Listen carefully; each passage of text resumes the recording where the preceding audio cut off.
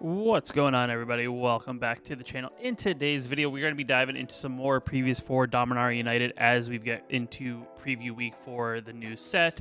As of right now, we're about halfway, I think, spoiled through the whole set, as I do think this is one of those sets that has like around 350 or so cards, and we're roughly about 175 cards through the set being previewed overall. It's definitely been an interesting set. There's some interesting things that have popped up as we've gotten more and more information about what kind of abilities cards are going to be having with this new set. There are also some unique cards, I would say, that kind of add some different aspects to the game, with it being as we get a better understanding of what the Phyrexian's involvement in the overall theme of the whole set. So it's definitely been an interesting set to kind of like take a look at and kind of understand what kind of cards we're getting, where the direction of maybe where these cards are going to go, and also get an idea of like what the future of Standard will be post rotation and even into the following rotation when, you know, the current set of cards that are currently standard legal rotate out, and we're just left with Dominaria United in the next year's worth of releases. So with that being said, let's just dive into the previews, as there is quite a bit since my last video.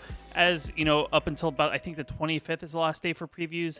We do have a lot of cards getting pretty much announced every single day for the most part. And if I'm missing a couple, I'm just trying to do my best and get to websites that I think organize it pretty cleanly to give me a better understanding of like this stuff has been on this day and so on and so forth. So if I'm missing anything that may have been released after the fact that this video has come out, let me know in the comments below. It's probably that the website that I'm using just doesn't have it on the website, and it'll probably more than likely be in the next video that I do on previews, as that'll probably be the final video, because I'll probably aim it to do it on like the 25th, so that'll be like the last day that we'll get all the cards, and then from there I'll probably do some sort of breakdown as we get closer to release of what cards probably will be ideal to craft, and maybe even some commons and uncommons that stand out as possibilities of being some other cards that you may want to have in your collection overall.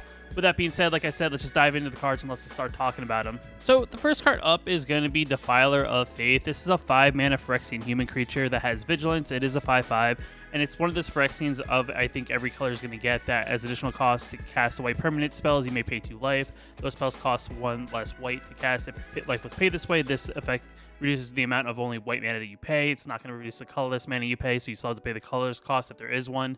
And then whenever we cast away permanent spell, we get to create a 1/1 soldier creature token, which is definitely interesting. You know, it's definitely a card I think that would be cool to have in like a mono white deck of some sort, because it is a card that kind of puts additional pressure on your opponent every time you play a creature spell or just a mono white permanent spell, enchantment, so on and so forth.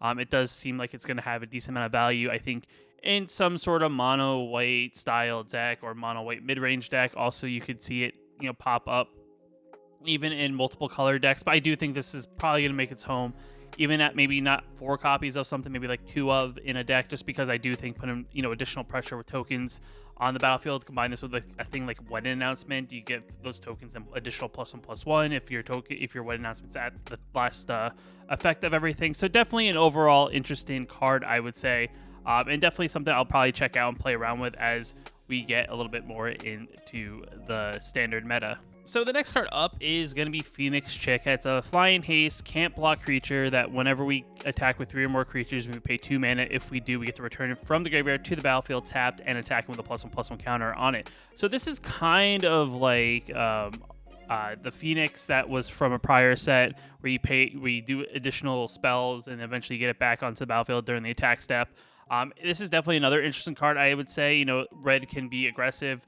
You possibly even see it make a a space in like the Boros aggro style deck, as it being a 1 mana 1/1 haster is definitely not bad to start off the game. And then if it does go to the graveyard from an attack later down the road, you can get it back by paying 2 mana, and then it comes to the battlefield as a 2/2, 3/3, so or 2/2. So definitely an interesting card. Maybe something that may not see a ton of play, but I would say if you're someone who's into an aggressive aggro deck, it definitely could be a card that would make some play, but still a cool card nonetheless that gives some value to the 1-drops overall that we're losing. So the next card up is going to be Bortok, Bone Rattle. It is a 6 mana 4/4 creature that has domain, that whenever it enters the battlefield, if we cast it, we can choose target creature in a graveyard, return that creature to the battlefield. If its mana value is less than or equal to the number of basic land types among lands you control. Otherwise, you put it into your hand. So interesting card, right? It's a 2-color card that, at best, you're going to get a 2-mana creature onto the battlefield immediately. At worst, you can just get back any creature that maybe is a little bit more expensive back into your hand. I don't know if this is a card that we'll see play in some sort of like 5-color reanimator deck. I don't really know how playable a card outside of like 3 mana currently will be for the most part. Domain's a very interesting mechanic. We do have the triomes, which do benefit domain. So overall, an interesting card. It's definitely going to see like play, I think, in some manner if someone's trying to do some sort of reanimator strategy. But outside of that, I'm not really sure if this is something you would include just in any like Golgari style deck, just because you're not going to you're really just getting that initial effect. Just having a 6 mana 4/4 is not really great, but I guess it's like a reanimator spell with creature, so definitely kind of interesting. But it's definitely more niche of a card, I would say, overall than anything. So the next card up is going to be a Gavin Cavalier. It is a 3 mana 2/2 that has the ability to enlist that whenever you attack, you may tap a non-attacking creature we control without summoning sickness. When we do, add its power to this creature's power until end of turn. And then whenever it enters the battlefield, you get to create a 1/1 white human creature token. So it is a common. It is 3 mana. You get a human creature token. It is an orc knight, so it doesn't really fit into a human archetype, but it is a mono white creature. I would say this is probably more of a limited card than anything. I don't really see this being a staple in standard, but still, seeing other cards that have on lists are definitely kind of cool. It'd be pretty cool, like if this was maybe like an uncommon or even a rare. If the ability, instead of whenever it enters the battlefield, you get a human creature token, I would be interested to see like it had the ability that whenever you enlist with this card, you could create a white human creature token. I think that would have been a better effect. But still, nonetheless, for being a limited card and maybe seeing some play, it's definitely not bad overall because it's like a 2-for-1. You pay 1 creature, you get 2 creatures out of it, so not bad in that aspect. Next card up is going to be Citizen's Arrest. And whenever it enters battlefield, exile target creature or planeswalker opponent controls until it leaves the battlefield. So just another one of those 3 mana exile something, Oblivion Ring type effects. We already have quite a few of these. This one's probably a little bit more on the costly side because it is double white. So if you're someone who probably is trying to play this in a multiple colored deck, it may be a little bit harder just because you have to make sure you have that 2 white mana available to pay that double white cost. I'm not saying it's impossible, but there are other ones that have just a single white mana symbol currently in the format. I think the one from Kamigawa is a single white.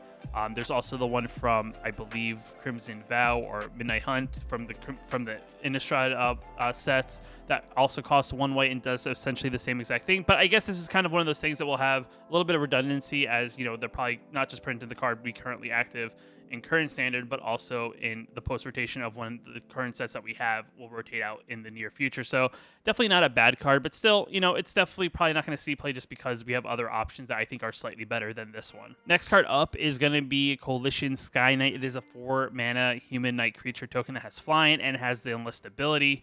Yet again, 4 mana for a 2/2 with enlist. Doesn't seem anything spectacular. There's no enter the battlefield effect. This is probably more than anything, more than likely a limited card just because, in that 4 mana slot, you're really looking for something a little bit of value. There's a lot of things that would compete for it. It just unfortunately is not, strong enough to be in especially in best of 1 style deck that is aggro and aggressive. But, this is definitely a card you probably see play in limited just because, being able to enlist a creature on the ground if the ground is clogged up and be able to fly over with a bigger creature in the air with this card, that's not bad. But I would say outside of limited, this probably won't see too much play for the most part. So the next card up is Temporary Lockdown. I know I've seen somewhere, I don't know where, but I've seen the English version of this. I guess this one was spoiled in Germany, but we do have the English translation. This is a 3 mana sorcery, or enchantment, I should say, that when it enters the battlefield, exile each non-land permanent mana value with 2 or less until it leaves the battlefield. So very interesting card. I would say this is definitely very powerful, especially in like a best of 1 scenario. If you're someone who's playing either something like Selesnya Enchantments, you're playing like a control deck, this is kind of be like your good go-to card, especially in an aggro format. So if the meta develops into a very aggressive format, this is definitely a card you're going to want to play in a mono white deck just because it will literally take the 1 and 2 drops that are out on the battlefield that aren't lands and put it underneath this until this leaves the battlefield. So, looking at Boros aggro, this is going to be like a good counter against that because not only does it get the creatures, it also gets the enchantment, the Kamano, it gets anything else that they may do. There's a lot of cards in that deck that are 2 mana or less, and this card will hit a lot of that. Same thing goes in most of your other aggro decks. Those 1 and 2 drops are very key and important, and then maybe any other things, tokens or even like treasure tokens, blood tokens, anything like that is going to immediately go underneath here. If it's a token, it just immediately vanishes. Even if this gets removed, those tokens don't come back. So this is definitely going to be one of those cards that you'll see a lot of play. It's definitely, I would say, a very good counter to a very aggro format. And this is definitely another card I'm actually excited for. If you're someone who likes control, this is gonna and you like something that plays white or like a blue-white control or something like that. This is gonna be one of those cards that you're probably gonna day one probably put in your deck, just because I do think in a best of one format, this is going to be a key card that's going to help you win those, aggro matchups that you do go up against. So overall, great card, I would say. I personally recommend this card just right off the bat. I do think this is going to be a card that's going to see a lot of play, especially in that best of one format. So the next card up is going to be Coral Colony. It is a 2-mana 1/4 defender that has the ability of tap 2 mana, tap it. Target player mills X cards, or X is the number of creatures you control with defender. So there's actually some other cards that have been spoiled that kind of go along with this thing that can utilize the defender ability. So the best way to think of this is that there's going to be, I guess, a mechanic kind of like shrines with defender, and you're going to maybe try to build a deck that's like a defender deck, and this one is going to be like mill, and then another one's going to do something else based on how many cards you have a defender. So definitely a very interesting concept. It's also pretty decent that maybe this is going to be like that new strategy, like of some sort of basically, deck that has some sort of synergy based around defender, where you make some sort of synergy deck like a shrine deck with this card. There's also another one that I'll probably spoil eventually. I don't know if it's the next one, but you'll see it when you see it. It'll have some other ability that if you have another creature, you do some other effect. Definitely kind of a cool card. Definitely pretty sweet that this one's not like only do it as a sorcery, so you can block and then tap it and then mill, kind of one of those setups. So definitely kind of an interesting thing. I'll probably experiment with this. I know it's probably not going to be like a top tier deck, but it seems like a little bit of a fun, gimmicky kind of style deck if you want to try that out. And with some of these only being uncommons and commons, it's definitely going to be pretty cool to kind of see how you can, put defender cards together and kind of hopefully just overwhelm your opponent by just having walls in their way from really being aggressive. So the next card up is going to be the tale of the blue Dabadi Dabadai. I don't know if that's actually the real name. As you can tell, this card is in I believe Chinese or Japanese. It is definitely a very interesting enchantment saga. It's an uncommon. It is 2 mana. You get to have the read ahead ability where you get to choose what chapter you want to come out on the battlefield with. Chapter 1 is you may cast an instant or sorcery spell, mana value 1 or 2 from your hand without paying its mana cost, which seems kind of interesting, as you are spending 2 mana for this, so it's like you get to get double the value for playing this enchantment for the first ability. Then chapter 2 is target player mills 4 cards, so something to line up if you're looking for some sort of mill strategy. And then chapter 3 is the exile target instant or sorcery card from your graveyard. We get to copy it and we cast the copy. So yet again, a card that seems like it has a lot of value. I'm not sure if the chapter 2 is really going to be used to mill yourself to put additional instants of sorceries in, but it'll be definitely interesting to kind of see how this kind of teams up if you're looking maybe to play some sort of non-creature type deck. I don't know if this would see play in like a Delver deck, but it does seem it wants to play in a deck that you're going to be trying to do multiple things or try to cast instants or sorceries. And you probably need some sort of, reason why you want to, play instant sorceries and be able to copy instants of sorceries. So interesting enchantment for only 2 mana. Definitely not bad. Definitely kind of cool that we're not just getting rare enchantments that have that read ahead ability. So cool that we get the saga in an uncommon slot that actually is, an interesting card to say the least. The next card up is going to be Pilfer. It is a sorcery uncommon 2 mana spell that we get to target opponent reveals their hand. You choose an on-land card from it. They discard that card. So it is kind of like a duress. It's kind of like just a 2 mana discard spell. You don't have to pay any life. I guess the benefit here is, compared to like duress, all those other 1 mana discard spells, this one gets to choose any land permanent. There's no loss of life. I guess the downside is that it costs 1 additional mana, but still not that bad as being a 2 mana card that you just take a peek at what your opponent's doing, maybe get rid of their key card on maybe turn 3. The art's kind of cool, I would say, with this card, but overall pretty decent card, I would say. Probably, if you're someone who's in that like Orzhov strategy or in some sort of, I don't know, kind of like hand control and strategy, this is definitely going to be a card that you may want to try out and see how that works out overall for you. So the next card up is going to be Stronghold Arena, and this is a 2 mana enchantment that has the kicker of green and or white. When it enters the battlefield, you gain 3 life each time it was kicked. So if you pay the green and the white for a total of 4 mana, you get to gain a total of 6 life. And then whenever one or more creatures we control would deal combat damage to a player, you may reveal the top card of our library, put it into our hand, and if we do, we gain life equal to its mana value. So interesting card here. It kind of reminds me of some sort of aggressive mono black card. It seems kind of innocent off the bat. You'd be like, oh, if you play it on turn 2, maybe get in with an underdog, all of a sudden you get to now look at the top part of your library. If you get this out early, maybe you're going to be doing some big damage, get a big creature out. Like let's just say if you're playing it in a deck that plays white and or green, maybe you reveal a Titan of Industry, and because the game's so early, you can play the Titan Industry for free by paying 7 life, and then all of a sudden gain 5 of that life back, so you're really only paying 2 life, and then all of a sudden you get this 7/7 on like turn 3, which would definitely kind of overwhelm your opponent very easily. But definitely an interesting card. I would say if you're in that aggressive kind of style of deck, definitely not that bad. Like I said, you can pay for 4 mana and pay the green and the white, and then essentially you kick the spell, gain 6 life. So definitely not a bad card, I would say, for only being 2 mana overall. So the next card up is going to be one of the first cards that I see that is not a white card that has the enlist ability. I know, yet again, it's another card that was spoiled, I guess, in... I'm going to say it's either French or Spanish. I'm not really familiar with the language, but it looks like it'd be one of those, as I do feel like I see something that is kind of common in both of those. It'd also be Portuguese for all I know. But it's a 3-mana creature that is a 1/3 that has the enlist ability that also has... when it dies, it deals damage equal to its power to any target. So definitely an interesting card here. It doesn't have very high powers, so at worst it's going to do 1 damage. I guess if you can pump it up in any sort of way when you enlist, maybe here, maybe you get it to like a 2/3 or a 3/3 or something like that, and it can possibly deal 3 damage. So, you know, it's one of those interesting cards. Yet again, it probably falls in that limited area. It doesn't really seem like it's going to be super explosive in more of a constructed format, but I do think this will see a lot of play in limited. Like I said, you know, if your opponent has to chump it, then you get to redirect that damage to either their face or to maybe one of their other creatures. So it's like a 2-for-1 in that regard.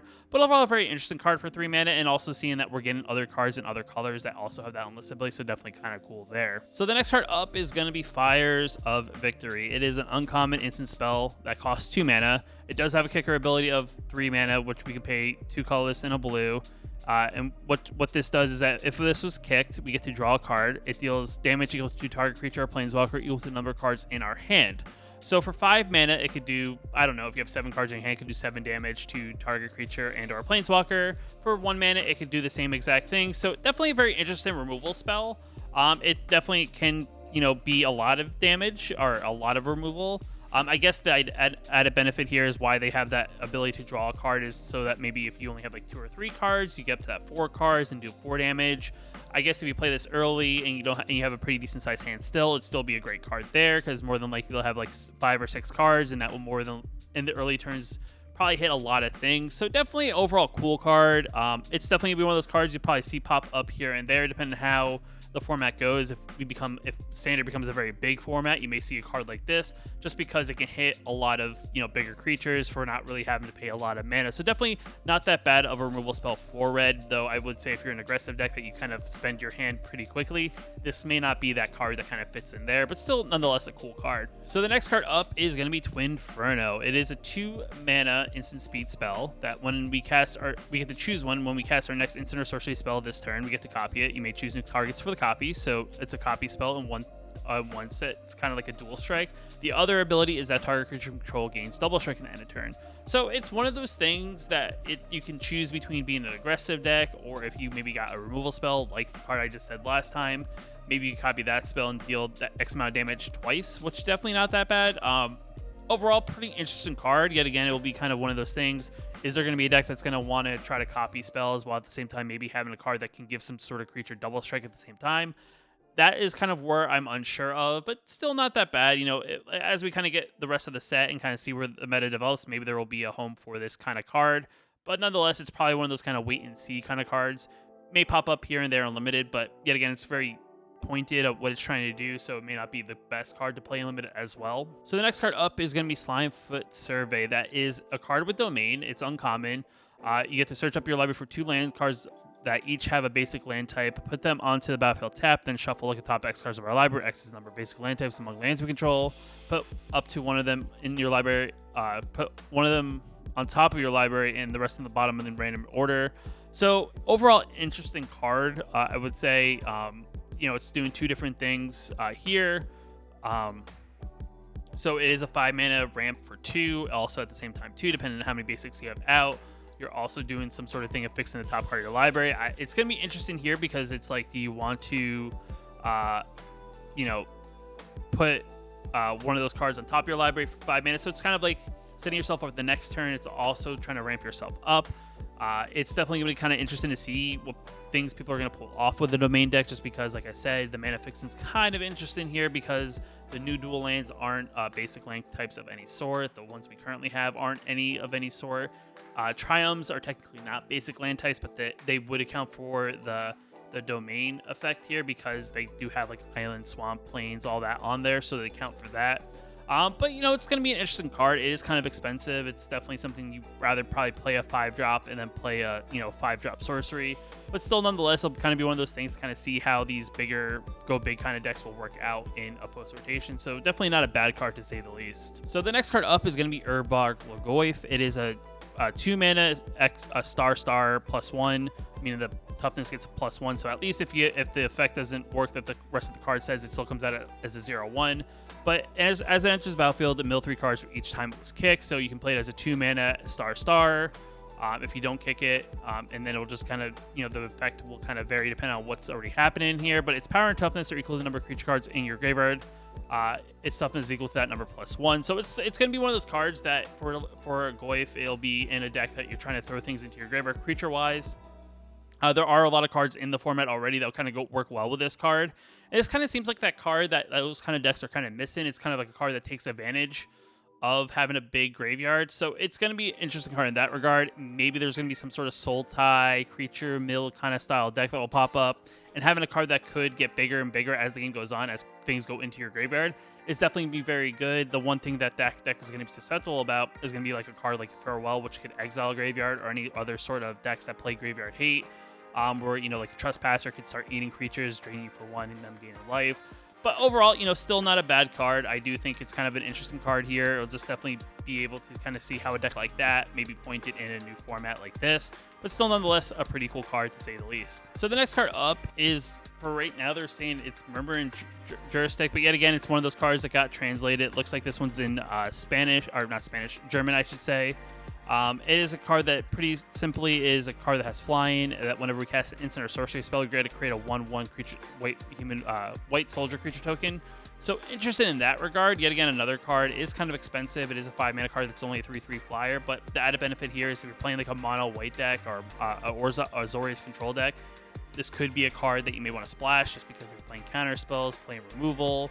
This will kind of, go pretty well. Maybe it's more of a limited card, as I do think that's where you maybe will get that added benefit of, being able to play a 5-mana card that's only a 3/3. So it's still, nonetheless, not a bad card. I just don't think it really has a home in a constructed deck, especially in standard, but still a pretty cool card to say the least. Next card up is going to be Za Ojan. Yet again, another card. Looks like it got, presented or spoiled in like German, and it looks like it's being translated.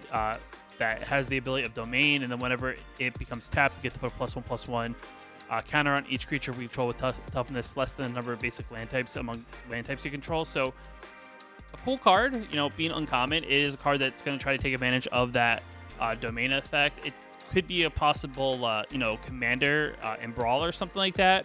And the idea here, it's actually not that bad because it's going to pump up your creatures that whenever you attack with it, essentially, or maybe have to tap it for some sort of ability, you're going to be able to put +1/+1 counters on your other creatures. And it's a 4/4 for 5. So this one's probably better than the last card. I don't know if it's going to see, it may see play in like a very niche deck that maybe tries to play domain. But, nonetheless, still not a bad 5-mana card. Definitely a card you probably will see pop up in limited. I would say this is probably not that bad for 5 mana. Again, this sort of effect. Possibly trying to splash multiple colors in a limited deck, but still, I don't know if this will probably see a play in any sort of meta style deck. As I don't think the domain is something that's going to be super powerful, that's going to be super competitive, but still a cool, unique ability, and just kind of this card to go along with it. It's definitely not that bad. The next card up is going to be Inscribed Tablet. It is a 1-mana uncommon artifact that we can sacrifice over the top 5 cards of our library, put a land card among them into our hand, the rest on the bottom of our library in a random order. If you didn't put a card into your hand this way, you get to draw a card. So interesting artifact for the most part. Definitely, I would say this is going to be more of a limited card than anything, but still not a bad effect. 1 mana to play it, 1 mana to maybe sacrifice it at the end of your opponent's turn or something later in the game. Look at the top 5 cards of your library. If you're really looking for a land, put a land into your hand, and then if you end up not even putting a land in your hand, you still get to draw a card. So definitely not that bad for only costing a total of 2 mana. So it's kind of like a play an artifact, and then later down the road you get to sacrifice it and do artifact things. So definitely not a bad card.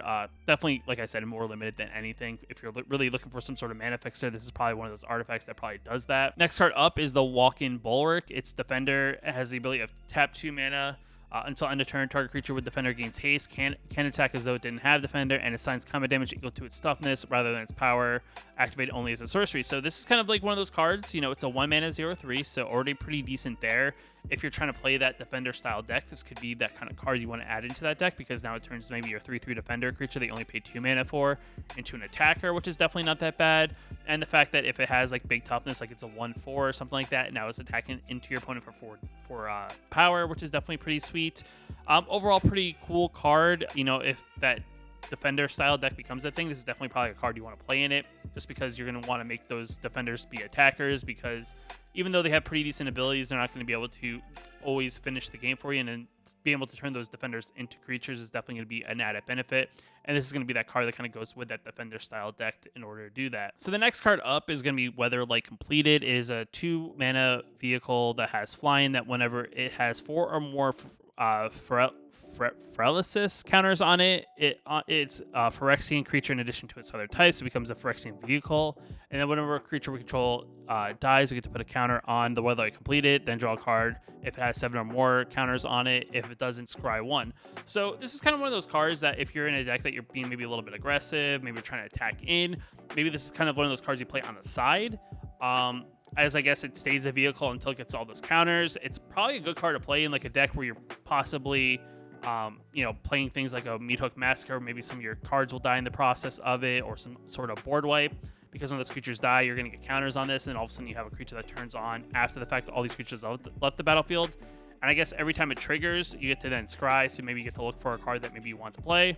I actually think this is going to be a great card. I think we'll see play in some sort of way, as it is kind of one of those cards that helps you get through the game, and it kind of, you know, helps you kind of fix the top card of your library, because nothing's worse than, you know, top decking a land over and over again, and, you know, really looking for a way to kind of put things on the bottom of your library. So still, I would say this is a great card. It'll definitely be interesting to kind of see how people get this card to be turned on. But, you know, for 2 mana, having a 5/5 possibly later in the game is definitely not bad. And if you play it on curve and then later in the game it gets turned on, it's definitely a benefit, I would say the least. So the next card up is going to be Timely Interference. It is a 1-mana instant speed spell that has kicker of a colorless and a red. That target creature gets -1/-0 until end of turn. If the spell is kicked, that creature blocks this turn of Fable, and then you get to draw a card. So worst case scenario, it's a -1/-0 instant speed spell and draw a card, which isn't terrible for a common.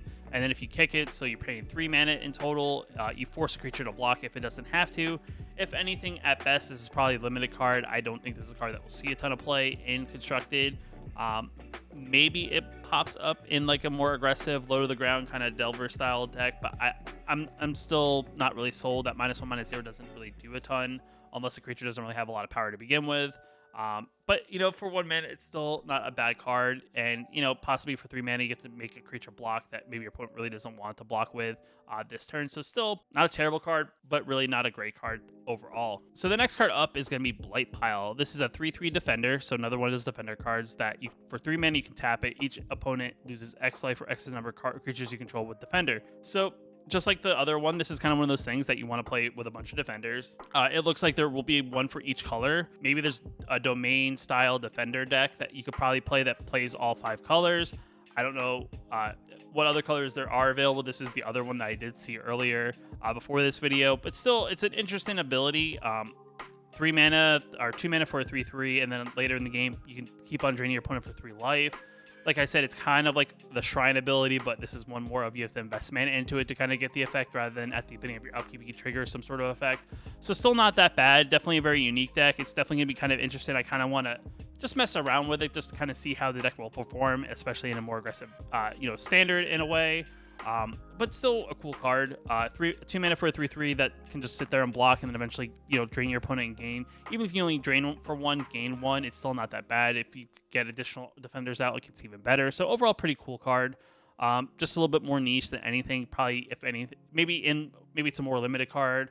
Or if you try to build a defender deck, maybe this card will see some play. But outside of that, it's not really going to be in those more competitive decks of the format. So the next card up is going to be Colossal Growth. It's a 2 mana instant speed spell that has kicker of 1, so it could possibly cost 3 mana. Target creature gets +3/+3 at a turn. If the spell is kicked, it gets +4/+4, gains trample and haste. So invest in the red mana, gives it the haste ability and an additional +1/+1. So interesting kind of pump spell. You know, pumping spells are kind of interesting in Magic. I would say overall, you don't really see them too often. Usually, it's a card that has multiple effects. You know, it's not a bad card, I would say, but it's not a card that sees a card that will see a ton of play in more of a constructed format. Maybe this is something you splash in a limited deck, where you're playing maybe red and green in your limited deck that you do draft, or playing sealed.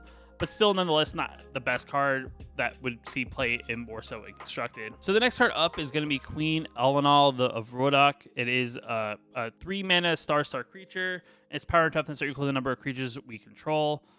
So interesting card, nonetheless. If you have other creatures that you may have played on turn 1 and turn 2, it can come out as a 3/3. If one or more creature tokens would be created under your control, those tokens put a plus a wait. If one or more of those creature tokens would be created under your control, those tokens plus 1/1 white soldier creature tokens are created instead. So it's an interesting card. It's going to be cool to see this maybe paired with something like a wedding announcement or a deck that just makes a lot of tokens. I could see this also being played with like gala greeters or something like that.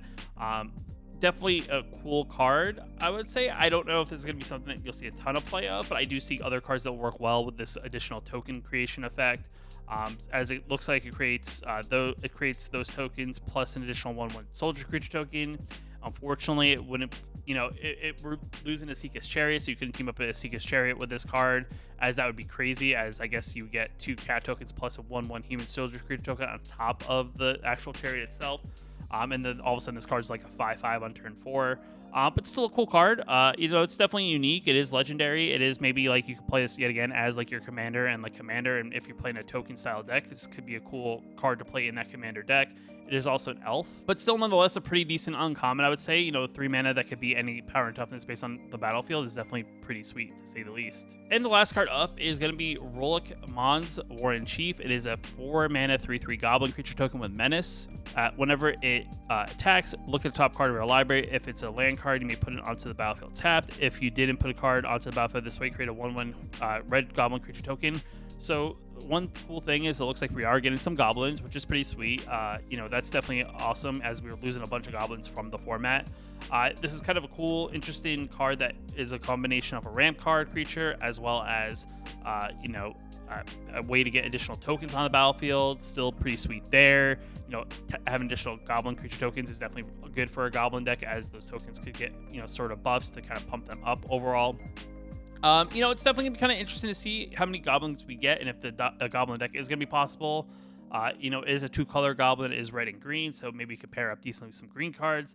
But still not that bad of a card that you know, maybe play a couple of if you are trying to play some sort of goblin deck in a post-rotation standard.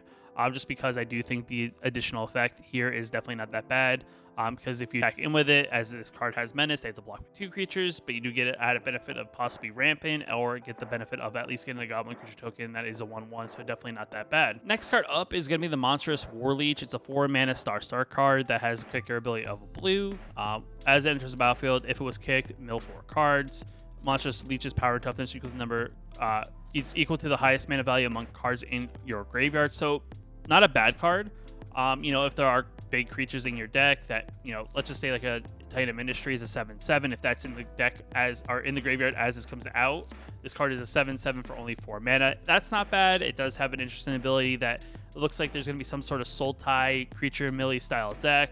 This could fit, you know, in that role. You know, is it a great card? Maybe not, but it's not a bad card if you are trying to focus on, you know, throwing things into the graveyard to kind of ramp out a big creature that way. Maybe, you know, rather than playing a Titan of Industry, at least you get a card that is as strong as a Titan of Industry. But still not that bad of a card. I would say this is, if any, at best, it's probably more of a limited card, but definitely a cool card to at least to experiment with if you're trying to play some sort of graveyard mill style deck, so not that bad there. Next card up is going to be the Dragon Whelp. It's a 4 mana 2/3 flyer that it gets +1/+0 to end a turn. By paying 1 red, if this ability has been activated 4 or more times, sacrifice Dragon Whelp at the beginning of the next end step. So interesting creature here. It's something you can dump a decent amount of mana into. There is no sort of like benefit here to dump, you know, more than 4 mana into it, just because it will immediately get sacrificed, which is not that great. But you know, if you put 3 mana into it, it becomes a 5/3 flyer, which is definitely not that bad. I would say if anything, it's probably more of a limited card where you're probably more open to having to spend mana to order pump a card. You know, worst case scenario, you know, if you look like you're about to finish off your opponent, you can maybe dump a ton of mana into it, as you know, the creature being sacrificed afterwards is not a big deal, but still not a bad card. 4 mana, 2/3 flyer that can get bigger is definitely not that bad. So it's like a mini Shivian Dragon kind of card with a little bit of a downside here if you spend too much mana into the overall the pump effect in general. After that, we got Strength and Coalition. It is a 1 mana spell that we can pay kicker of 2 colorless and a white. Target creature gets +2/+2 to end turn. If the spell is kicked, you have to put a +1/+1 counter on each creature you control. So it's like one of those things where for 1 mana you can give a creature +2/+2. For 4 mana you can pump the team, and then on top of that still give a creature +2/+2. So definitely not that bad. So it's like, in theory, it's a +3/+3 for 4, and every other creature you control outside of the card you're targeting gets an additional +1/+1. At worst, it's a 1 mana pump +2/+2 pump spell. Though it doesn't give anything like trample or anything like that, but still not a bad card to kind of experiment with if you're looking for those combat trick style things that aren't super expensive. I think this is something that will be more likely played than the other one that we got before. Though I would say that at best, it more than likely will be a limited card that you'll see pop up here and there in limited. Next card up is going to be Yama via Iron Collast. It is a 2 mana 3/2 creature that has kicker ability of a red. It has trample for 2 mana. When it enters the battlefield, if it was kicked, you get it's a +1/+1 and hasten to end a turn. So the turn it comes out, if you pay the additional 1 mana, so you paid 3 mana for it, paying the kicker cost, it'll come onto the battlefield as a 4/3. And also has haste to attack it immediately. At worst, if you don't pay the kicker, it's still a 3/2 for only 2 mana. So not a bad elf. It's, definitely interesting here. I would say this is a great card to play in limited. It'll be interesting to see if there's some sort of green deck that plays elves or something like that, as there are a few elves in this format, and it's definitely a card that, can be added benefit if you do splash a little bit of red. But still, to say the least, it's more than likely a limited card at best, just because I do think there's other cards that are 2 mana that may have a little bit better abilities. And don't require you to invest mana in order to do so, but still not a bad card, I would say, overall. Next card up is going to be Conscript. It's a skeleton warrior creature that enters battlefield tapped, so it's one of those 1 mana enters battlefield tapped. For 2 mana, we can return it from our graveyard to the battlefield, activate it if a non-skeleton creature died under our control this turn. So it's yet again one of those cards that kind of returns over and over again, though the downside here is we have to have a non-skeleton creature on our side die. Cool card. I don't know, if there's like a zombie skeleton style deck that you can play this in. Maybe that's where it fits. Getting a card that kind of returns itself, though the downside is if it gets exiled, it's kind of the one down thing. You can't return it at that point. But still not a bad card if you're looking for that like 1-drop kind of to fill. Though I don't know if there's like a deck that plays like, maybe you play this like a Tenacious Underdog kind of thing, because if a Tenacious Underdog dies, from its blitz ability, this is a way that you can return the Cold Conscript, though at that point you're paying like 6 mana to do all that effect. So it's definitely going to be one of those interesting cards, to say the least, but still for 1 mana, not a bad card to maybe experiment with it and see if it actually does work out. Next card up is going to be Hero's Heirloom. It is an equipment card that equipped creature gets +2/+1 as long as equipped creature is legendary. It has trample and haste, and it only costs 2 mana to equip and 2 mana to play. So kind of a little bit of emphasis on haste, or on legendary creatures this set. There are quite a few, though I would say today we haven't really gone over too many. There's been a few that we've gone over, but definitely for 2 mana, it's going to be an interesting card if you're trying to play a deck that's full of legendaries. This could be a card that is a good benefit because the legendary will get the additional trample and haste, which is pretty decent, though it does cost 2 mana to play this, and then X amount of mana to play the legendary, and then an additional 2 mana to equip, and then hopefully your opponent doesn't have sort of interaction. If they do, then then you just waste an additional 2 mana. That's the one downside of like not having equipment set immediately equipped to target creature when they come out of the battlefield. But at best, you'll probably see this in some sort of limited deck, for 2 mana equipment in a limited format where there may be quite a few legendaries. This is definitely a card you probably want to add just because it makes those legendaries that much better. But overall, like I said, more of a limited card than anything, as I don't think there'll be like all legendary style deck like Bard class kind of thing. If Bard class was still around, you're playing like the Gruul legend Bard class style deck, this is probably a card that you want to add into that deck because it gives those legends that you're playing from the Bard class that additional benefit. But because that card's not going to be around, or that deck probably won't exist, I don't really know if this card has a home in any sort of deck. Next card up is going to be Ranas Vortex. It's a 1 mana instant speed spell. Has a kicker ability of 2 colors and a black. Return target creature or planeswalker you don't control to its owner's hand. If the spell was kicked, put that permanent on the bottom of its owner's library instead. So for 4 mana, you get an ability that you bounce something back to the bottom of their library. For 1 mana, you just get to bounce it back to their hand. You know, it's not bad. In fact, the target planeswalkers isn't that bad. It is 1 mana, so it's like a 1-mana unsummon. There's like an added benefit if you can kick it. I don't know. I think like Royal Eruption's probably not Royal Eruption. Into the Royal is probably better. I'm personally I like a bounce and maybe like a draw card so I can fill back my hand back up. Though I do think it's kind of interesting that at least you can force that card to go on the bottom instead of back into their hand, that they can replay it on the following turn. I'm kind of conflicted on this. More than anything, it's more than likely a limited card. I don't know if it has a home in more constructed, though. Like if you play like the mirror control, maybe you have easy access to having 4 mana. Yet again, it'll kind of see how the meta goes. Maybe this is a card that you could add into your deck, but I just don't see it currently in the current meta with what decks probably will still be around post-rotation. So still overall not that bad. Next card up is going to be Herd Migration. This is a card that is has domain. You create a 3/3 beast creature token for each basic land type among lands you control. So if you have multiple colors, if you're playing like Naya or something, you get 3/3 beast creature tokens. If you somehow can get all 5 colors, you can get 5 3/3 beast tokens. For 2 mana, you discard it, search our library for a basic land card, reveal it, put it into our hand, then shuffle. You gain 3 life. So it's yet again another interesting domain card. It's definitely going to be one of those things. I don't know if I would see a lot of people playing this card for the 7 mana. As you know, that's kind of expensive to only get a bunch of 3/3s out of, depending on how many basic land types you have here. Personally, I would actually say this is a little bit more of, you know, a replacement for like environmental sciences and decks that possibly play some sort of green. As you get to search your library for a basic land card to put into your hand and then shuffle. On top of that, you gain 3 life, so it's kind of like environmental sciences, but you know, you have to play green. It's not colorless. Outside of that, I don't really know. I actually think I also went over this in a prior video, but I'm not really sold. It's too expensive for me. I would say if it was like maybe like 6 or even 5, I'd probably try to play it more, because the idea there is at least for 5. If you're only playing 3 colors, that seems a little bit better. If you're playing 5 colors, I mean, it's great, but you're also, you know, playing a very like aggressive deck playing 5 colors. So I don't know, for 7 mana, it doesn't seem like a winner to me at all. So next card up is Karn, Live in Legacy. Karn returns in Dominaria United, is a 4-mana legendary planeswalker. Its first ability is to create a tap Power Stone token. It's an artifact with tap, add colorless mana. This mana can't be spent to cast non-artifact spells. Interesting. You know, I don't know if artifacts are going to become that big that you need to create a stone that's going to be able to also, you know, be able to use it to make mana to only cast essentially artifacts at that point. You can pay any amount of mana, look at that many cards from the top of your library, put one of those cards into your hand, the rest of the bottom of your library in any random order. Another interesting ability. It's kind of like a weird minus ability that you also have to invest into mana-wise. It's definitely like one of the first I've seen of something like that.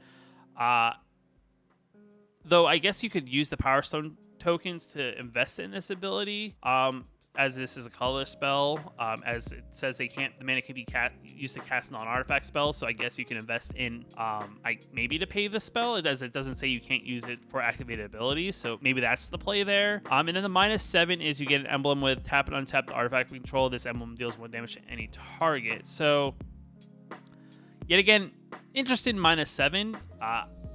It's going to be quite interesting to see if a colorless style deck pops up in the format, as, you know, we've kind of gotten a few artifacts here and there, but I haven't seen a ton of things to really say, like, you know, in standard at least, like this is going to be a card that you're going to play in any deck. This is like, if you can somehow make artifacts work, this is probably where you want to play that spell.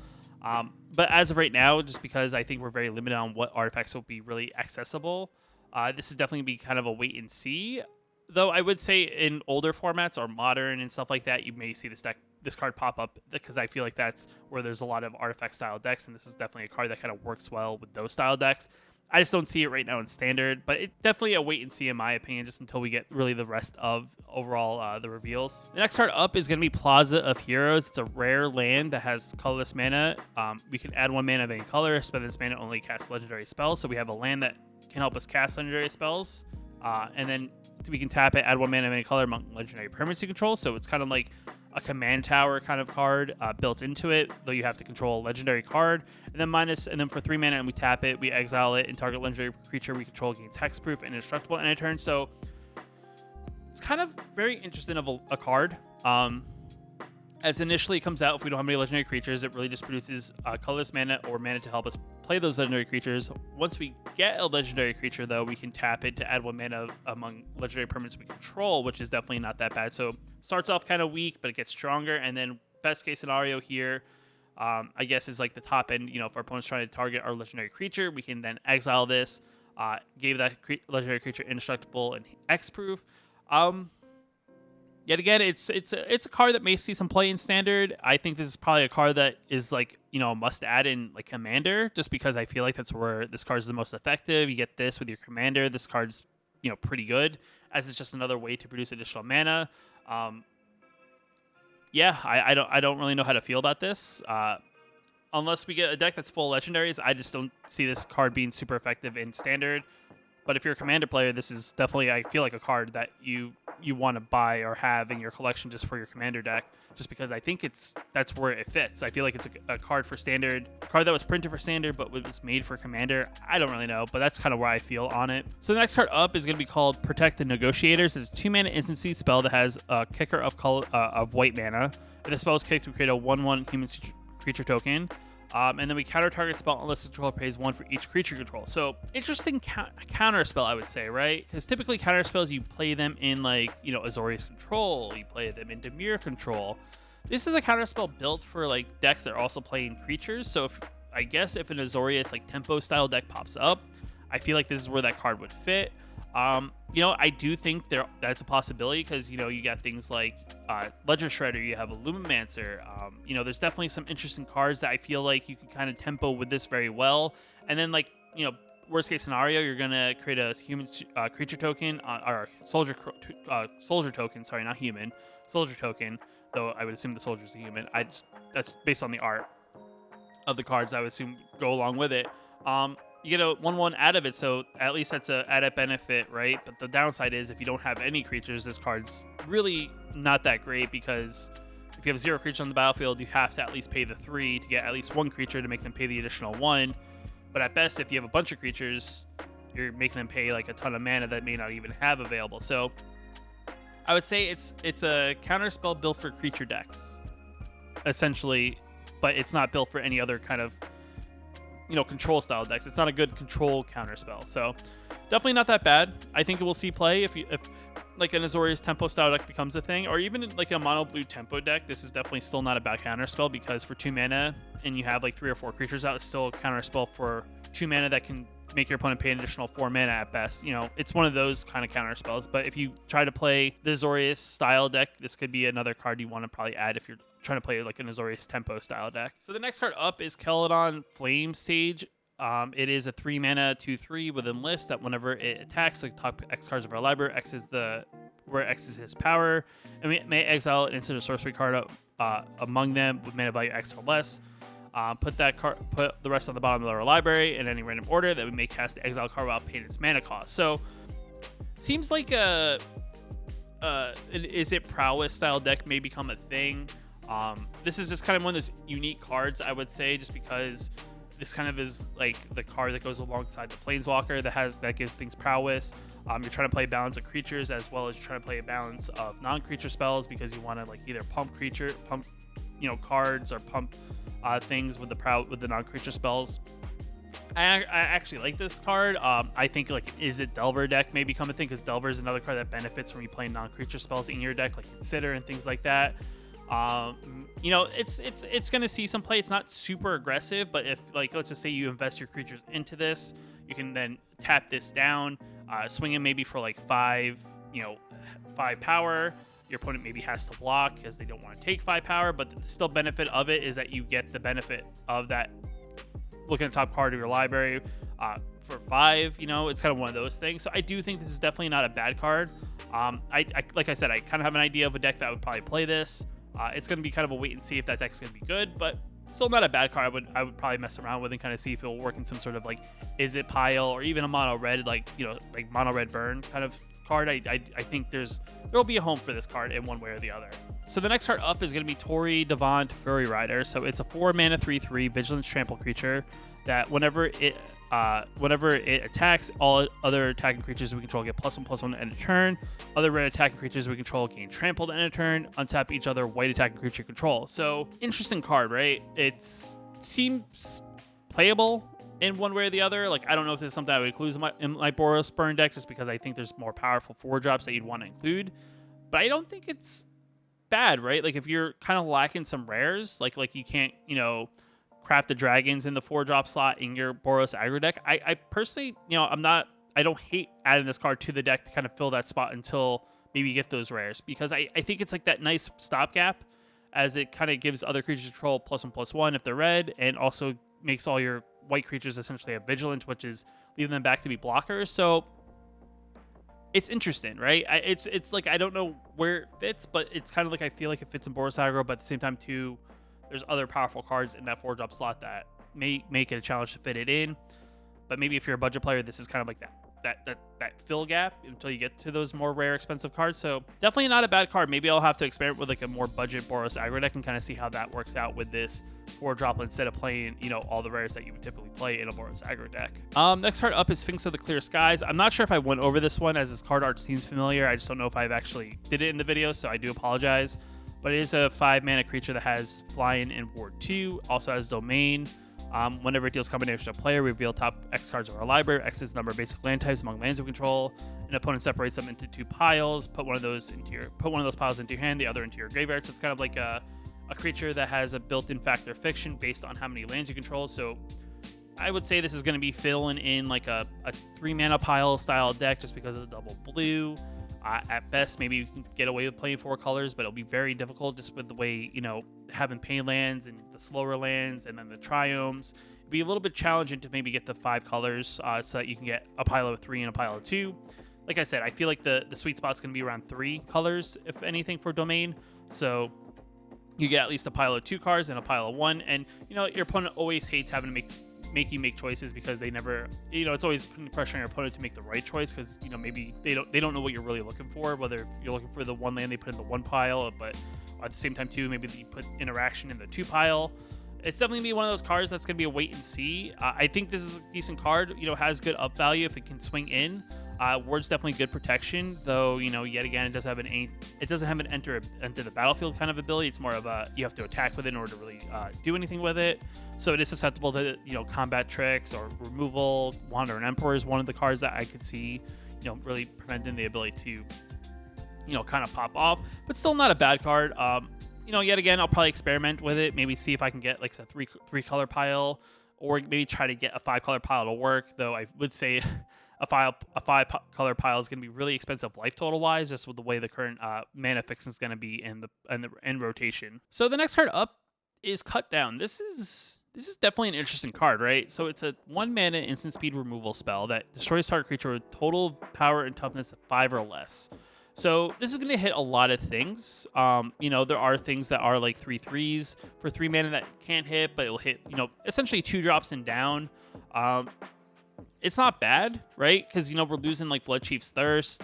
It only targets creatures, so it can't target planeswalkers, so it's bad there, but it's instant speed, so it's definitely not a bad removal to have if you're someone who's like not maybe playing the aggressive deck. Maybe you're more of a mid-range deck, and this is definitely one of those things to kind of slow down that aggressiveness that players would play. It hits quite a bit, I would say, are in a lot of the aggro decks, as a lot of things are like 3/2s, 2/2s. Maybe you get like a 3/3 on like turn 3, but you're really not getting a powerful creature past like turn 2. So it's definitely, you're definitely not gonna, it'll hit a lot of the early game in those aggro aggressive decks. I don't know if this is like a 4 of in the deck, just because after a certain point, those aggro decks definitely will get bigger creatures and it will hit those creatures. But I do think it's good against, like, if you're a slower deck playing against aggressive matchups, this is kind of like a card you want to at least have a couple copies of, so you have some sort of early interaction answer without having to pay some sort of life, though the restriction is that you can't target something that is power and toughness greater than 5. So I think it's an okay removal. I think you'll see play with it. It's just you won't see a ton of it, just because of its limitations on what it can do and interact with. So the next card up is going to be is a 3 mana spider that has reach and trample. I don't think it's actually going to be called 8-legged chonker. That seems a little bit weird, but it's definitely a 3-mana spider that's maybe like 8-legged Llanowar or something like that. I would assume, I think by now, I think the English version is printed. It's just that here they only have the original preview that was posted, but it is a 3-mana spider that has reach and trample, which is not bad. It's a 4/3, so definitely pretty sweet there. Definitely fills a hole in like that mono green style stompy deck. Also can hit things in the air, which is definitely awesome. It also has domain ability of 8. That return 8-legged chonker from our graveyard to the battlefield tapped. If this permanent would leave the battlefield, exile instead. The ability costs 1 less to activate for each basic land among land types you control. So it does have a reanimate ability that you can play in the later game if you need it back in the battlefield in a snap. Though it's kind of like that ability that once it comes out the second time, it immediately gets exiled if it does leave the battlefield again. But still not a bad card. I do think this will see some play just because a 3-mana 4/3 that can block pretty well against some more aggressive decks is still pretty sweet. It does die to a lot. It's not like I would say it would be even better if it was like a 3/4. As much as you would like to have an aggressive creature, I would say the 4 toughness would make it a little bit better. But I do think them giving it 3 toughness is kind of a good way to balance a 3-drop like this. Like I said, because it has reach, it also has trample. But it's still vulnerable to things like lightning strike, which will be in the format, and other 2-drop removal that does 3 damage. So it's a good card. I would say, like I said, there's a lot of holes in like a mono green deck. Yet again, maybe it makes play in other 3-color domain decks. We'll kind of see how popular domain is, but still, even having to pay 8 mana to get it back on the battlefield in a mono green deck is still not terrible, especially in a pinch if you need a 4/3 blocker, or if you want to be aggressive and be on the attack and get a 4/3 attacker back for your next turn. So still not that bad. Next card up is going to be Toxic Abomination. It is a 2-mana 3/2 Phyrexian zombie. When it enters the battlefield, we lose 2 life. So it's kind of like you kind of lose a little bit of life, but you get something that's a little bit aggressive. I would actually say this is pretty decent for a 2-drop. It's nothing too crazy. It is also a zombie, so it fits in the zombie archetype. Definitely not that bad. Paying a little bit of life to get a little bit of an aggressive attacker on turn 2 is not that bad. Combine that with the other zombies of the zombie deck that will be in the format. Could be a good card to kind of fill that role. It is, like I said, it's not bad. It's a pretty good zombie overall. At the cost of 2 life, though, it's not a good zombie to play in the late game if you're low on life. But in the early turns, maybe where you want to play this card, you'll probably want to, paying 2 life early is not the worst of things overall. The next card up is going to be Molten Monstrosity. It's an 8-mana creature Hellion that is a 5/5. This spell costs X less to cast or X of the greatest power among creatures you control, and it has trample. So definitely interesting. It could be very cheap. It could also be still very expensive. So every time you play like a bigger and bigger creature, it could cost a ton of mana. If you don't have a big creature out, or if you have a big creature out, it's going to cost you very little mana. So combine this with like a Titan of Ministry, which costs 7, which is a 7/7. This could essentially cost you 1 mana. If you don't have a creature that's a 7/7, it's going to still cost you, 3 or 4 mana. I don't really know. It's kind of like one of those kind of like cards that has like the Great Henge ability. I think at best this is probably more of a limited card. Just because I think for a common, it's okay, but it's not really anything spectacular. And it's very awkward if you draw it early and don't have anything powerful out. But in limited, I think we'll find a spot in a deck, because I do think this is a good card, because the 5/5 Trampler is definitely still pretty good unlimited. Next card up is Magnoth Sentry. It's a 4-mana 4/4 Tree Folk. It has reach. That's about it. It's Tree Folk. It does Tree Folk things. It's a limited card, I would say. If anything, 4-mana for a 4/4 with reach is not bad. Definitely not a constructed card, but it's a card that exists in the format, I should say. Next card up is Scout of the Wilderness. It is a 3-mana sorcery that has kicker of 2, a white and a colorless. It can search your library for a basic land card, put it on the battlefield tap, then shuffle. If the spell was kicked, you create 2 white soldier creature tokens on top of it. So for 5 mana, you get 2 lands and 2 tokens. But for 3 mana, you get a land on the battlefield tapped. I should say, not 2. It's an okay card, not anything great. Limited, it's probably where it's going to live. I don't really see this will see any play in some sort of constructed deck. So overall, not the worst, but still not the greatest kind of ramp spell, I would say. There probably are better that you could probably pay, though I would say they're probably uncommons and whatnot in the format. Next card up is the Snare Spinner. It's a 2-mana 1/3 reach spider that whenever it blocks a creature with flying, it gets +2/+0 at end of turn. So not a bad blocker. It could be a possible 3/3, but it's not really good attacker, as it is only a 1/3. So definitely one of those cards that is a limited card at face value. It's not anything spectacular, but it's still not bad to have, in limited, as it is a good card to play early and then be able to prevent things attacking from the air, because if they attack in the air, they'll get blocked by a 3/3, which is probably going to be pretty good to clog the air up pretty early. So not a bad card. Next card up is Cavalier. It's a 3 mana 2/1 flyer that when it enters the battlefield you gain 2 life. It's an okay card, more of a a limited card than anything. 2/1 for 3 is not really that great, even though it has flying. 2 life is okay, but it's not really that amazing. Like I said, I don't think this will find a home in Constructed, but it's still not bad for like a limited style, kind of game. Next card up is going to be Chaotic Transformation, is kind of what it translates to.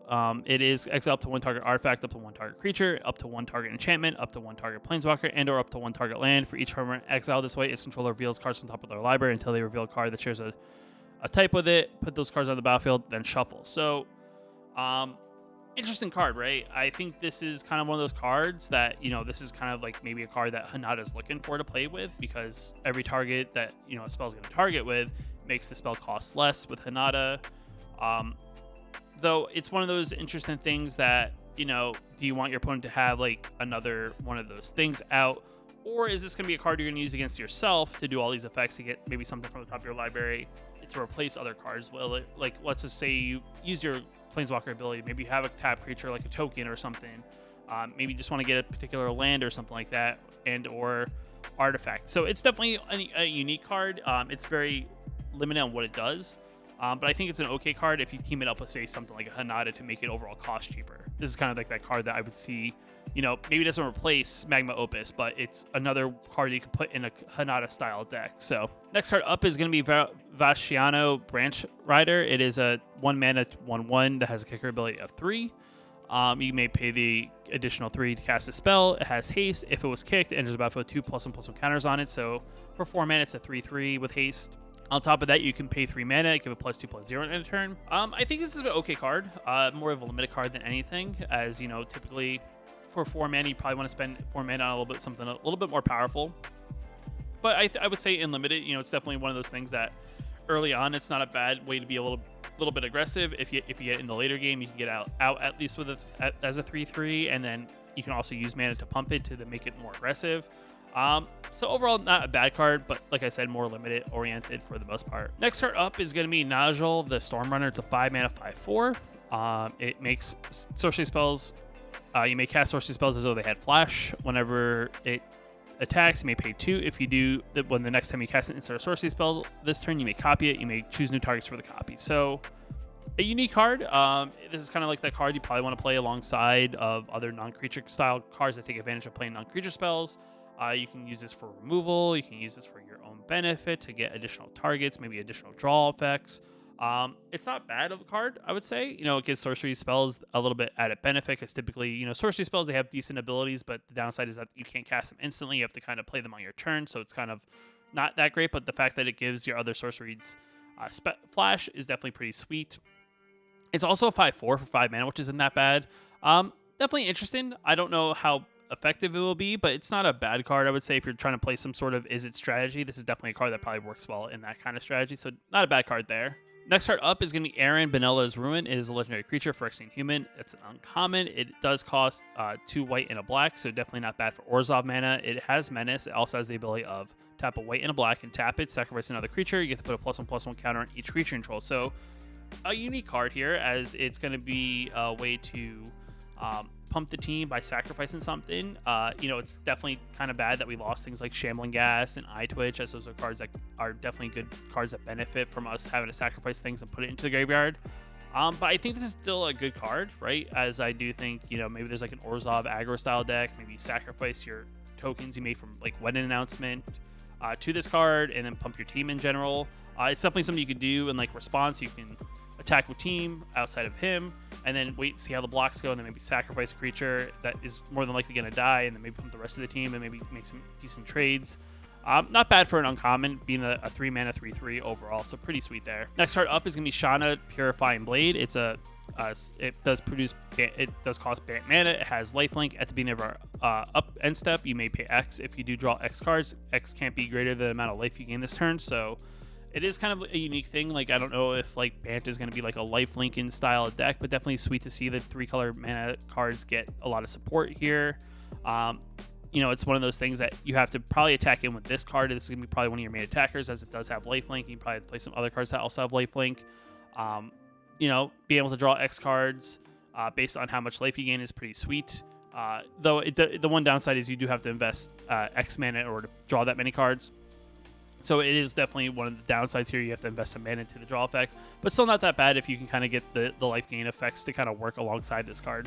Next card up is going to be Stall for Time. It's a 3-mana instant speed spell that has a kicker of a colorless and a blue. Tap up 2 target creatures. If this spell was kicked, put a stun counter on each one of those creatures. If a permanent with a stun counter would become untapped or move it from its dead. So it kind of gives, like, it locks down your creature for an additional turn. And then on top of that, you draw a card. So at best, you're going to tap 2 creatures, draw a card. At worst, you're going to tap 3, tap 2 creatures, draw a card. At best, you're going to pay 5 mana, tap 2 creatures, and also stun them until the following turn. So, and still draw a card. So, an okay card, but not really a great constructed card. Probably more of a limited card. Next card up is Urbog Repression. It is a 1-mana sorcery spell that has kicker of a colorless and a green.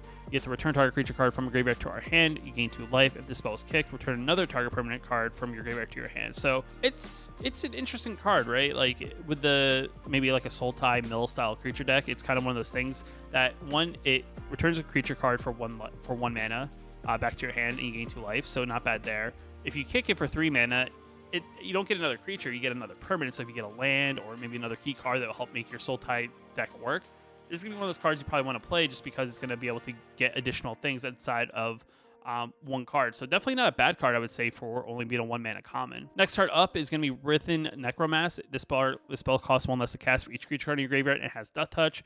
It is a 7-mana 5/5 Death Toucher. Yet again, if you're playing like a deck that has a lot of creatures in the graveyard, this could become very cheap and maybe possibly cost like a couple mana to cast. At worst, you're going to have to pay the full cost. And, you know, like I said, this is probably more of a limited card.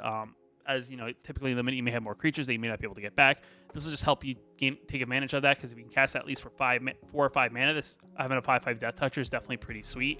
It's typically, most of the time when you think of Death Touchers, you think of cards that have like 1 or 2 power, maybe 3 power.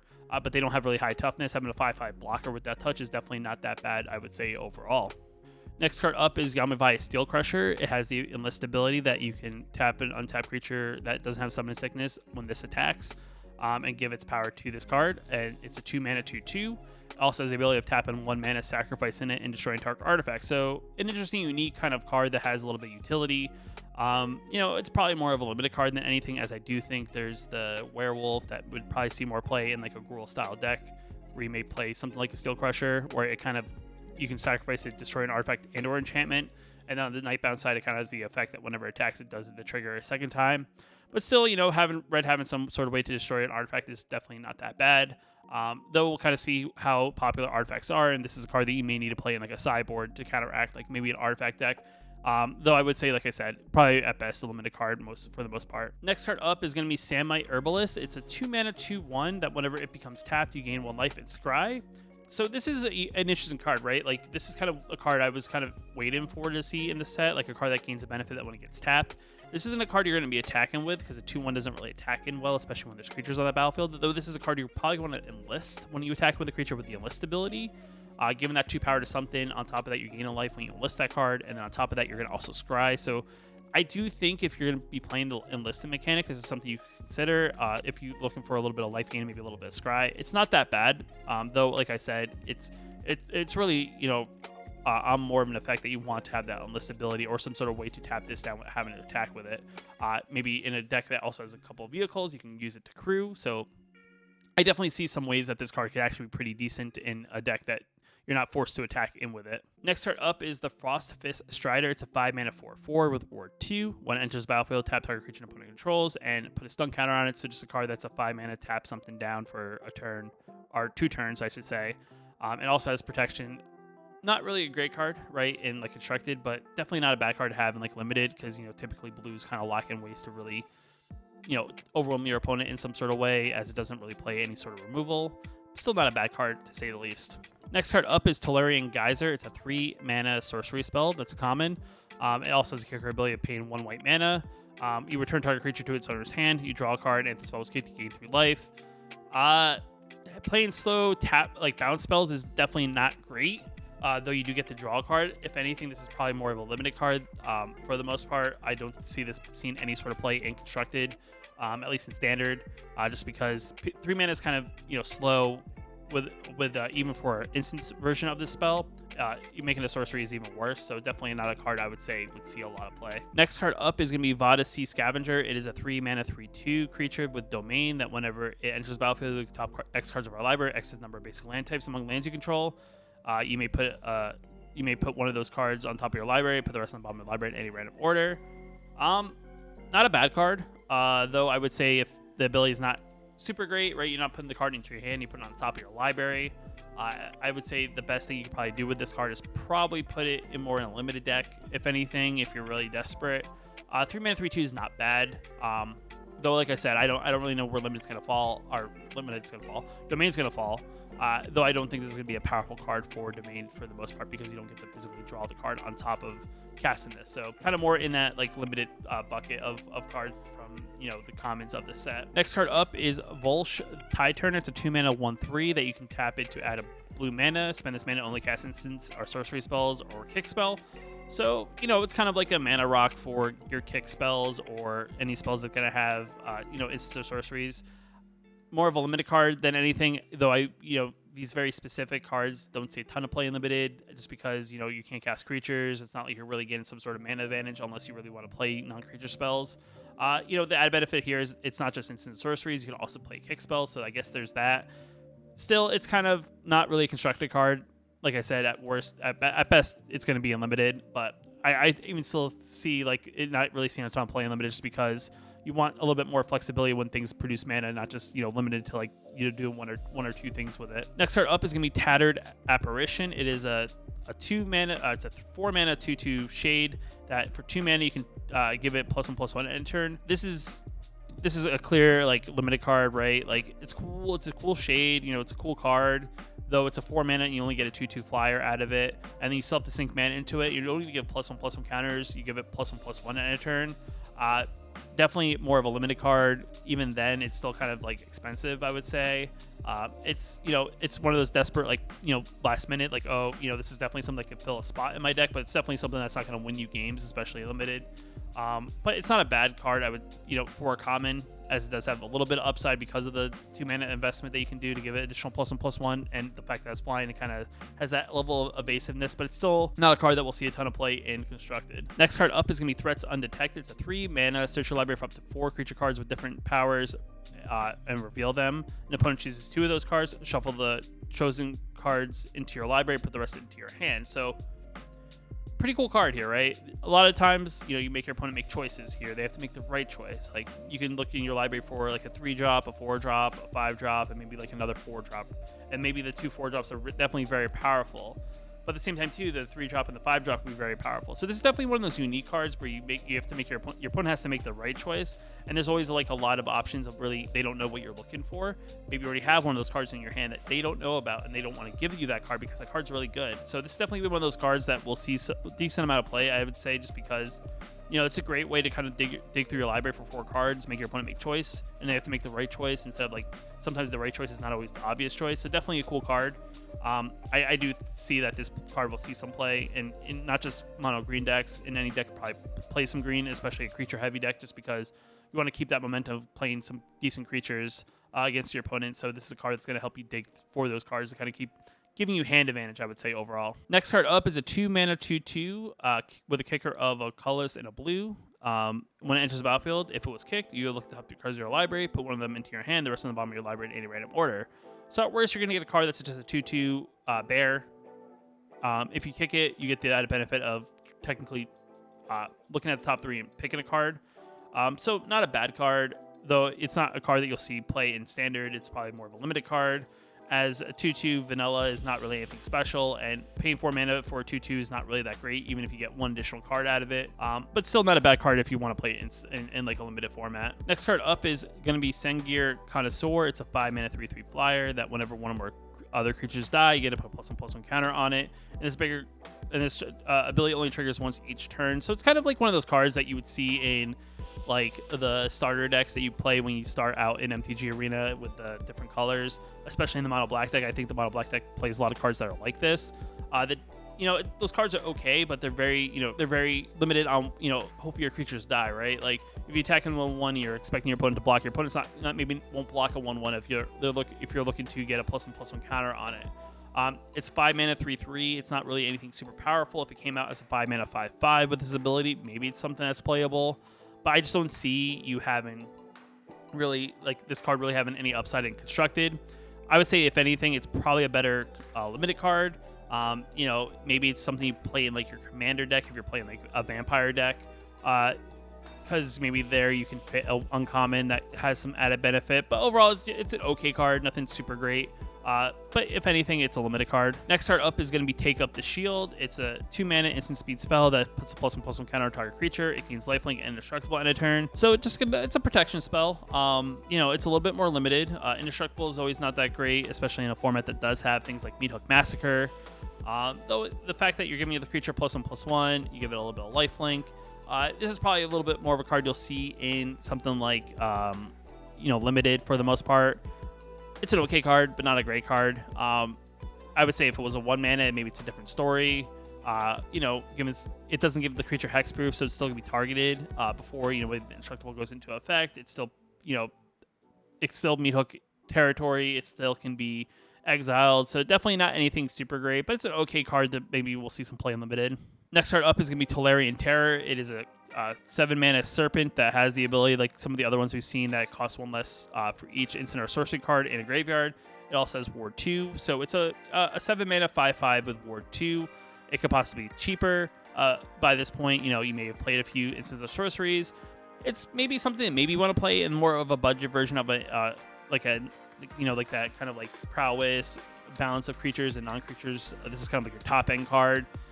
Ward 2 is an okay ability, but it doesn't have like any ETB effects, though I get it because it's only a common. It's not anything super crazy. You know, they have to kind of balance commons. They don't want to make commons super powerful, but still, it's not a bad one. Probably more of a card you'll see in limited than anything. I don't think you'll see this really unless someone's really playing super budget, like non-creature / creature style deck where they're trying to play balance of creatures and non-creatures. But nonetheless, still not a bad card. Next card up is going to be Boldivian Atrocity. It is a 2/3 creature. That's a Phyrexian and Berserker that has a kicker of 1 red. That has menace, so that's pretty sweet. Whenever it enters the battlefield, if it was kicked, return target creature card with mana value 3 or less from a graveyard to the battlefield. It gains haste, and then you sacrifice the beginning of the next end step. So it's an okay card. Not a card that's like super explosive, right? You have to pay 4 mana. You get a 2/3 out of it that has menace. On top of that, you get a card that sure costs 3 mana value or less. Though the card has to leave the battlefield, it may not get you a powerful card. It's going to be awkward if your opponent has a good blocker for that card that you're trying to get back. Like I said, this is going to be probably more of a limited card than anything. It's a cool card, has cool art, but nothing really super crazy that's going to, you know, for an uncommon, it's going to do anything super that great that you're going to want to play it, especially for 4 mana to get the full effect of it. So the next card up is going to be Defiler of Vigor. It's another one of those creatures that has the ability that as additional costs to cast green spell permanents, or green permanent spells, you may pay 2 life. Those spells cost green less to cast if you paid life this way. This effect only reaches the amount of green mana you pay. And also has trample, so that's pretty sweet. And then the ability here of its static ability would be that whenever you cast a green permanent spell, you may put a +1/+1 counter on each creature control. So this is kind of like that card where you're playing an aggressive stompy deck. This is going to be that card that you want to play in that deck. You know, it's going to make some of your green creatures that are also very big on the top end. Like combine this with like something like a Titan of Industry, right? You pay 4 life, you pay 5 colorless, you get a Titan of Industry out on turn after you play Defiler here. You gain 5 of that 4 life back. So you go back, you get a +1 gain there. You also possibly get a 4/4. You maybe then give something a shield counter. It's gonna be cool, I would say, you know, right? Like you can be a little aggressive by paying life in a green deck where typically you normally wouldn't. It's kind of interesting to kind of see that each color is kind of getting their own Phyrexian here, and I think this one's actually a pretty good one. This is kind of one of those things I do think, like, you know, because green's losing quite a bit, this is kind of like a card that kind of makes me feel okay that green will still be some sort of mono green deck out there. Definitely a cool card to experiment with in a mono green deck. So overall, pretty sweet card. Definitely a good card. And as you can see here, it looks like people are already predicting to be an overall pretty valuable card for it being almost, I guess, even at pre-market before the set is even released, an $18 card. So still not that bad. And the last card up, I would say, in today's video, as this is kind of a longer one, so I do appreciate if you're still here watching. I appreciate you guys watching through this. as I did go through a bunch of cards, as I didn't really do any of these over the weekend. But next card up is going to be Golden Argosy. It's a 4 mana 3/6 that whenever it attacks, exile each creature that crewed it this turn, return them to the battlefield tapped under their owner's control at the beginning of the next end step. Has a crew ability of 1. So it's interesting, right? This is kind of like a ship that has flicker in a way. As this is kind of one of those things that the creature you probably want to accrue with this, you want to have some sort of ETB effect so that when that creature enters the battlefield, you get a trigger. Maybe pair this up with a card that also gets a trigger when it leaves the battlefield. Definitely an overall interesting card. It's not being a card that you're going to really attack in with it, as it's only a 3/6. It's not a very powerful card, but I think it's a very unique card, as I do think there's going to be some loops you can do with it. At the end of your opponent's turn, I guess at the end of their first main phase, you can crew this card, I guess, with the downside of possibly being removed. But definitely not a bad card. I'm definitely gonna see if I can play with some flicker loops with this card, as I do think there'll be some cards that you can definitely get some additional benefits with by using it to crew. And the fact that you can anything with power 1 or greater can crew this card is definitely pretty good. And you can also even tap a bunch of things and technically flicker them all. So like if your opponent's gonna actually wipe the battlefield, you could technically crew all the creatures that they would use to wipe into this card. They'll leave the battlefield and then get returned back at the end of the step. So if they Meat Hook Massacre or something, you could use them to crew, and then all of a sudden they flicker off the battlefield and they come back. So definitely I see some possibilities with this card. It is a 4 mana card, but it's definitely not bad. I do think there's some kind of unique things you can do with it, but overall I would say all these spoilers definitely pretty sweet. I do think the Dominaria United is gonna have some interesting things in the format overall. I'm definitely excited. As I do think, we're in that last week or so of Standard. It's definitely become very, very stale. I know this video was definitely on the longer side, as I went through the past 4 days worth of spoils since Thursday. So I do apologize if this video was a little bit longer, but I think this is definitely worth it. I'll probably make another one of these in the next day or two, as I think by then we'll have probably the rest of the spoils, if not all of them, by that point. And then, like I said, probably next week before the set releases, I'll kind of go over some cool cards I do think are definitely some must crafts if you're looking to look for cards in the set that you probably, I would say, are definitely safe crafts overall. But with that being said, if you like the video, hit that like button. Definitely helps out a lot. If you're new here, you want to know I post new videos like this one here on the channel, hit that subscribe button. Until next time, I'll see you in the next video. Just want to give a special shout out to the channel members here on my YouTube channel. You can also become a channel member yourself down below the video, hitting that join button. It definitely helps out a lot, and I just appreciate you guys for your support.